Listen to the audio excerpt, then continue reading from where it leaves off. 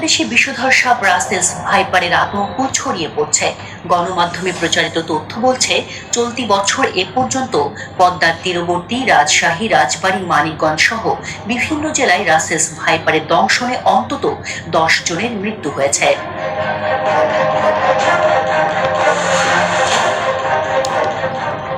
Russell's viper Bharat উপমহাদেশে 4টি বড় সাপের একটি।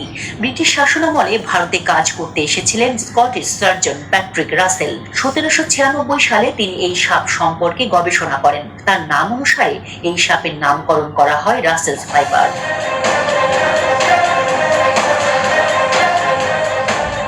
বহু আগে থেকেই বাংলাদেশে অস্তিত্ব ছিল রাসেলস ভাইপারের।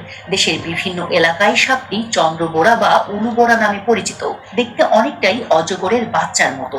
এটি একটি ভয়ঙ্কর বিষধর সাপ। রাসেলস ভাইপারের শরীরে ছোপ ছোপ চিহ্ন থাকে, আর অজগরের মতো শরীর জুড়ে লম্বা রেখার মাঝে গোল গোল চিহ্ন থাকে। অত্যন্ত বিষধর প্রজাতির এই সাপ বাংলাদেশ থেকে বহু আগেই বিলুপ্ত হয়ে গেছে বলে মনে করা হলেও সাম্প্রতিক সময়ে এর অবাধ বিচরণ ভাবিয়ে তুলছে বিশেষজ্ঞদের। গত 1 মাসেই রাজশাহীর চারঘাট, গোদাগাড়ী, রাজবাড়ী, গোয়ালন্দ, চাঁদপুরের মতলব সহ দেশের বিভিন্ন জায়গায় দেখা পাওয়া গেছে রাসেলস ভাইপারের। গত 3 মাসে পদ্মার তীরবর্তী মানিকগঞ্জে অন্তত 5 জন প্রাণ হারিয়েছেন এ সাপের দংশনে। সাপটি এর স্বাভাবিক চরিত্রও বদলাচ্ছে।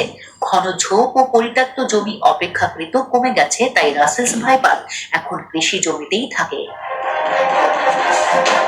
সাপ সাধারণত মানুষকে এড়িয়ে চলার চেষ্টা করে, কিন্তু রাসেলস ভাইপার সাপের স্বভাব একেবারেই উল্টো। সচরাচর মানুষ দেখলে পালিয়ে যায় না, নিজেদের বিপন্ন মনে করলে হঠাৎই আক্রমণ করে বসে।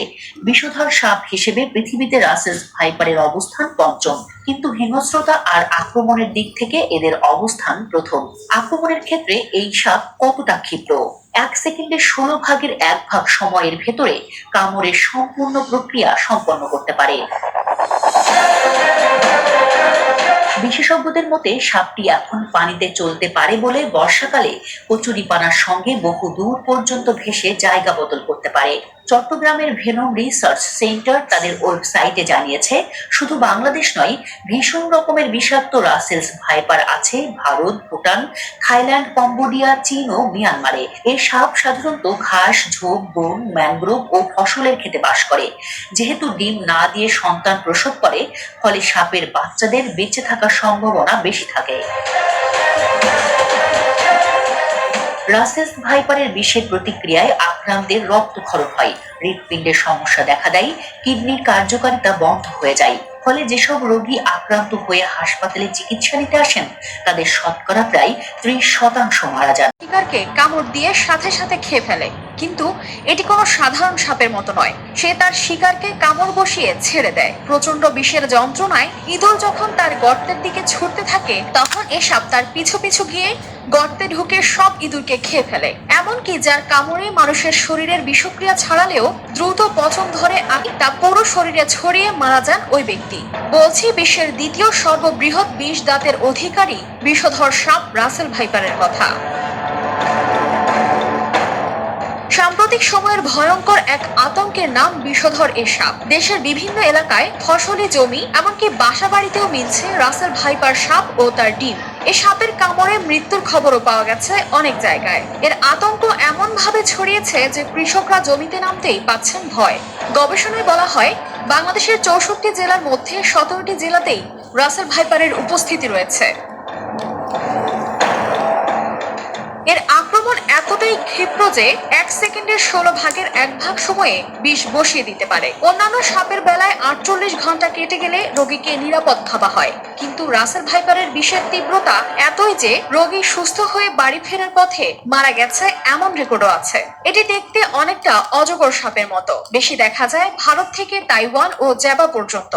শরীরের রং বাদামি, হলদে বাদামি হওয়ায় সহজেই শুকনো পাতার মাঝে নিজেকে লুকিয়ে রাখতে পারে। এরা সাধারণত ঝোপঝাড়, ঘাসে ভর্তি খোলা মাঠ, শুকনো গাছের গুড়ি, গাছের নিচে, গোয়াল ঘরে থাকতে বেশি পছন্দ করে। বাংলাদেশ থেকে বহু আগেই এ সাপ বিলুপ্ত হয়ে গেছে বলে মনে করা হলেও দেশের বিভিন্ন জেলায় উদ্বেগজনক হারে বেড়েছে ভয়ঙ্কর এ সাপের উপদ্রব। ধারণা করা হচ্ছে রাসেল ভাইপার স্থলজ সাপ হলেও অনেক ক্ষেত্রে এটি বন্যার পানিতে ভেসে আসতে পারে, আর এভাবেই ছড়িয়ে পড়েছে নদী বেষ্টিত বিভিন্ন এলাকায়। এছাড়া ইঁদুর, ব্যাঙ, ছোট পাখি ও টিকটিকি রাসেল ভাইপারের প্রিয় খাবার, তাই খাবারের খোঁজে ফসলি জমিতে বেশি দেখা যায়। তাছাড়া বসত বাড়ির আশেপাশেও ইঁদুর ও টিকটিকির প্রাচুর্যতা বেশি থাকায় খাবারের খোঁজে রাসেল ভাইপার অনেক সময় লোকালয়ে চলে আসে। রাসেল ভাইপার বংশ বিস্তার করে খুবই দ্রুত। অন্যান্য সাপ যেখানে 20 থেকে 40টি ডিম দেয়, সেখানে একটি রাসেল ভাইপার 80টি পর্যন্ত বাচ্চা দেয়। ফলে দ্রুত বৃদ্ধি পাচ্ছে রাসেল ভাইপার। অত্যন্ত বিপজ্জনক এ সাপ সামনে পড়লে আতঙ্কিত না হয়ে সাবধান হতে হবে। এছাড়া এ সাপ দংশন করলে ওঝার কাছে না গিয়ে দ্রুত নিতে হবে চিকিৎসকের পরামর্শ। কানিজ